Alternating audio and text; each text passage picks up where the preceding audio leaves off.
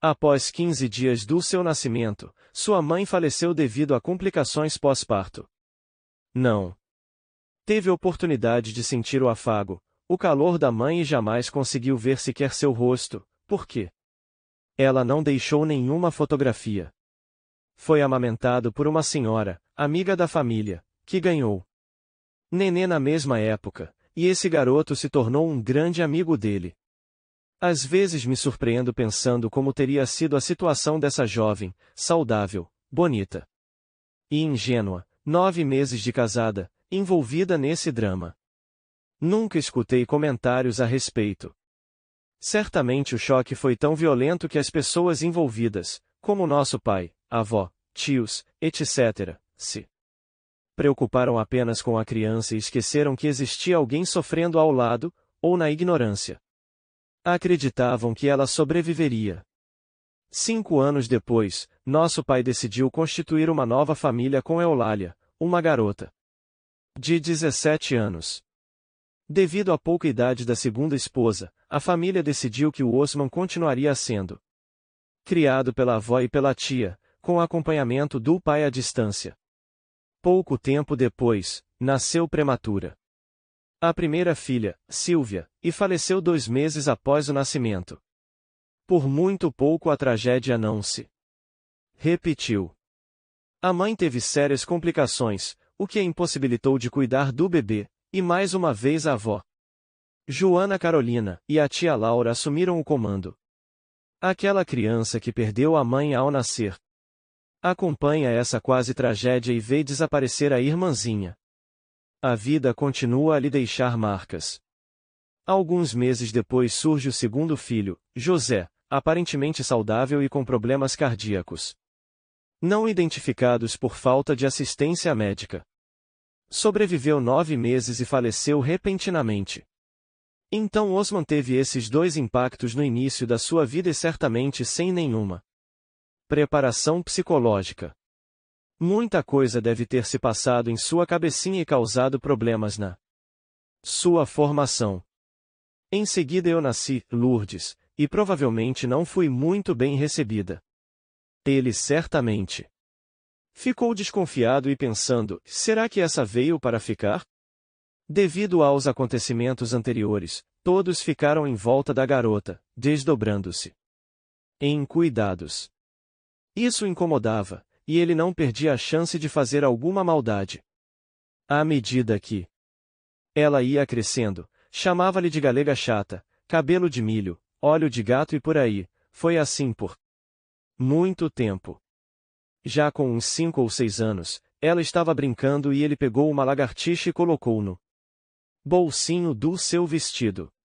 A criança ficou em pânico, encostada na parede com os braços para cima, chorando, gritando, e ele rindo sem parar enquanto todos enlouquecidos sem saber o que fazer.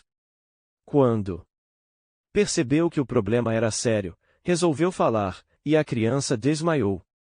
Todos ficaram tão surpresos que não souberam o que fazer com ele, que também precisou ser socorrido. Pelo que me contaram, tiveram a sensibilidade de conversar e não lhe castigaram por isso. Daí para frente, passou a agir diferente. Essa criança mimada e chata passou a ser sua grande amiga e viveram muitas coisas juntos.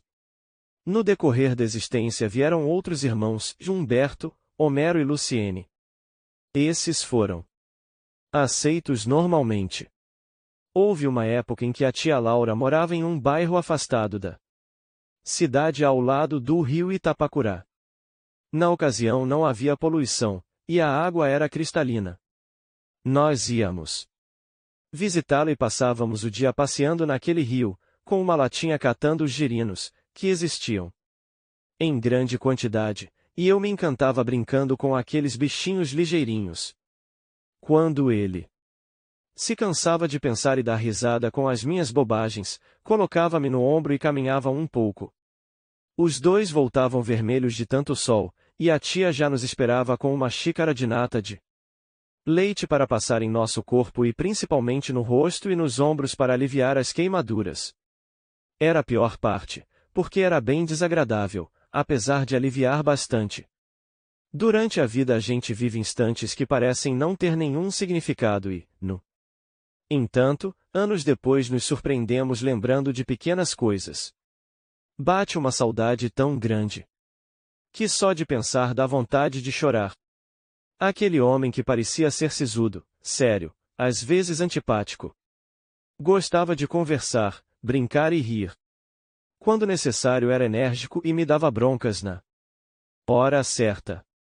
Era o irmão mais velho que tinha zelo por mim e estava sempre atento, aconselhava-me. Irritava-se com certas coisas que não concordava. Sempre que precisei foi naquele ombro que encontrei refúgio. Periodicamente ia a Vitória visitar os familiares, íamos ao cinema e no domingo minha mãe fazia o almoço especial, satisfazendo o gosto dele. Era um momento muito especial. Todos felizes, saudáveis e barulhentos. O tio Tuinho, Antônio Bento, sempre se sentava ao nosso lado contando as suas histórias, o que aumentava a algazarra. Era um nordestino muito engraçado e nos divertia. A felicidade está em pequenas coisas e quase ninguém percebe. Aqueles momentos foram inesquecíveis. O tempo passa e as coisas mudam. As pessoas mudam também. As circunstâncias colaboram para que tudo seja diferente. As coisas vão se fragmentando e cada um toma seu rumo, se distancia. Acontece um turbilhão de coisas boas e ruins. Tudo se embaralha. Quando Osmo entregou ao pai um exemplar do seu primeiro livro, O Visitante, foi emocionante. Ele sentiu uma felicidade tão grande que não sabia como se expressar. Segurava com firmeza como se fosse um troféu. Certa vez confidenciou-me que o filho era um escritor e ele achava que era apenas um sonhador. Daí para frente seu sucesso foi crescente e se emocionava a cada vez que havia lançamento de uma nova obra. Quando a peça Lisbela e o Prisioneiro foi apresentada no Teatro Municipal, sentiu uma felicidade imensa. Sempre que preparava uma obra para editoração me pedia ajuda na datilografia, e quando ia devolver o material datilografado para correção ele contava que havia identificado alguns personagens.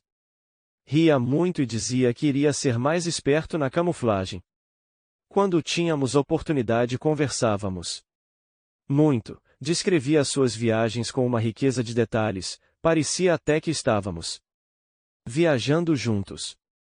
Uma vez falou sobre um antiquário de relógios e rimos muito imaginando a variação de sons se todos estivessem funcionando. Sinto uma saudade imensa, impossível de escrever. Certa vez ele estava viajando de trem num dos países europeus quando viu uma moça muito parecida comigo. A semelhança era tanta que o deixou intrigado. Ficou tão perturbado que quando desceu na estação devida percebeu que havia deixado a bagagem e teve que recuperá-la na próxima estação. Recebia uma quantidade enorme de correspondências enviadas por pessoas que solicitavam sua opinião a respeito de seus trabalhos como teses, livros, etc. Como estava doente e cada dia acumulava mais, me pediu para responder dando uma satisfação, apenas acusando o recebimento. Fui fazendo e sempre chegava a mais. Um dia me falou que não respondesse mais. Fiquei surpresa e perguntei, por quê? Então, me falou o seguinte, vamos deixar pra lá. Faz de conta que fiz uma viagem muito longa e sem retorno.